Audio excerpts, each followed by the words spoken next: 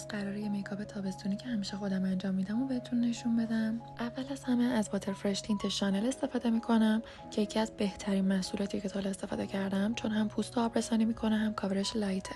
تو این قسمت میخوام از 3 محصول جدید دیور استفاده کنم که بی‌نظیرن.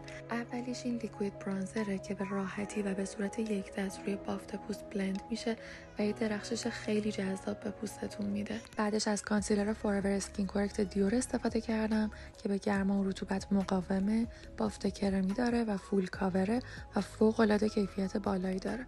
و رسیدیم به قسمت مورد علاقه من، بلاش لیکویدی نارس از کالکشن افتر گلو. یه بافت سبک و کرمی با رنگ خیلی جذاب داره که به پوستتون ظاهر شاداب و سالم میده. مرحله بعد هایلایتر فوراور گلو دیور که یه رنگ و شاین خیلی خوشگل داره که طولانی مدت روی صورتتون میمونه. به نظرم یه میکاپ با این هایلایتر 100 برابر جذاب تر میشه. قسمت تیزون صورتمو با لوس پادر لانکوم فیکس میکنم و بعدش هم از لیپ گلاس مکسیمایزر دیور استفاده کردم. امیدوارم که از این ویدیو لذت برده باشید.